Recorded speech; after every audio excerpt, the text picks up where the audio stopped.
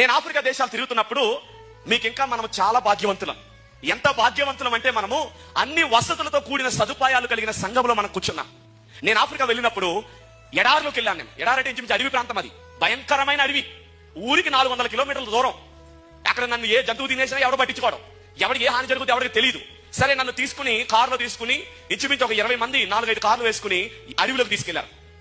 Current లేదు, bathroom లేదు, పడుకోవడానికి మంచం లేదు, కనీసం గూడు లేదు నిద్రపోవడానికి. ఆ రాత్రి గారు ఏమొచ్చి తినేస్తే నాకు తెలియదు. అలాంటి సిచ్యువేషన్ లో వెళ్ళినప్పుడు అక్కడ ఉన్న విశ్వాసులు ఏర్పాటు చేసిన కూటాలు చూసి ఆశ్చర్యపోయాను నేను. ఏం వేశారు తెలుసండి? కూర్చోడానికి టేకర్ అవి ఉంటాయి కదా, మోడులు, అవి నరికి 2 బద్దల కింద చేసి వై జంక్షన్ లాగా దానికి మోళ్లు నరికి భూమిలో పాతి ఆ కర్రలు అడ్డంగేశారు.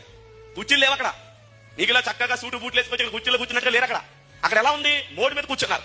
కూర్చుని పిల్లల్ని, మనం ఎవరు అలా చెయ్యం, పిల్లల్ని వెనకాల కట్టుకుని వాళ్ళకున్న చున్నీలతో వెనక్కి కట్టుకుని 2 చేతులతో వాళ్ళు నిద్రపోతున్నారు. 2 చేతులతో ఆరాధన చేస్తూ చప్పట్లు కొడుతున్నారు వాళ్ళ తల్లులు. అలా ఆరాధన చేస్తున్నప్పుడు నాకు అవకాశం వచ్చింది, వాక్యం చెప్పే అవకాశం. ఇంచుమించు ఒక 3000 మంది ఉన్నారు అక్కడ. అందరూ అడిగోళ్లే. అలా ఏం తింటారో తెలియదు, ఎలా ఉంటారో నాకు తెలియదు, నేను ఏం అడగలేదు.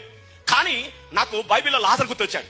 లాజరు దరిద్రుడే, కానీ విశ్వాస జీవితంలో నమ్మకస్తుడు, యథార్థవంతుడు. తినడానికి తిండి లేదు, దేవుని ఆరాధన విషయంలో ఎన్నడూ రాజీ పడలేదు. వింటున్నారా? తనకి కట్టుకోవడానికి వస్త్రం లేదు, కానీ ఆరాధన విషయంలో ఎన్నడూ దేవుని తక్కువ చేయలేదు. ఆ ప్రజలందరినీ చూసి నేను ఆరాధనలోకి వెళ్తున్నప్పుడు కరెంట్ లేదు, మైకు ఉంది, మైకులు సెట్ చేశారు, కరెంట్ లేదు. నేను అడిగాను, బ్రదర్ సౌండ్ సిస్టమ్ అంతా పెట్టారు, కరెంట్ లేదు, ఎట్లా ఇప్పుడు ఇవన్నీ ఎలా పనిచేస్తాయని అడిగితే వెయిట్ అండ్ సీ అన్నారు. ఉండు, నువ్వేం కంగారు పడుకో, నీకు మైక్ ఎత్తా రాగన్నాడు. నాకు మైక్ గురించి కాదు, ఈ కరెంట్ చీకట్లో ఆరాధన ఏం చేస్తాం, టార్చ్ లైట్లు వెలిగితే ఛార్జింగ్ అయిపోతాయి, ఎంతసేపు ఆరాధిస్తాం అంటే దేవుని మహిమ పట్టణాల్లో కాదు అడవిలో చూద్దామన్నాడు. నిజమా బ్రదర్ అన్నాను. అప్పుడు ఏం చేశారు? మేము 4 కార్ల మీద వెళ్ళాం.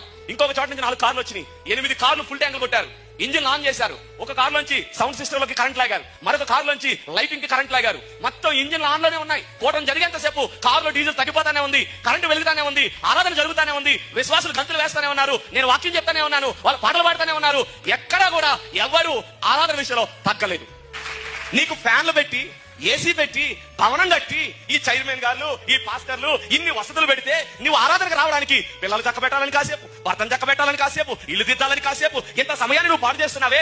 ప్రభు వచ్చి నిన్ను లెక్క అడిగినప్పుడు నువ్వేం సమాధానం చెప్తావు? నేను నీకు సమయం ఇచ్చాను, నువ్వు సద్వినియోగం చేసుకున్నావా? బైబిల్ ఒక మాట ఉంది, దినములు చెడ్డవి గనుక సమయమును పోనీయక ఏం చేసుకోమన్నాడు? సద్వినియోగం చేసుకోమన్నాడు. అంతేనా? వాళ్ళ అడవులు ఏం చేశారు? కరెంట్ లేదు, ఏం చేశారు? కార్ని సద్వినియోగం చేశారు. నేను చూసి ఆశ్చర్యపోయిన విషయం తెలుసా?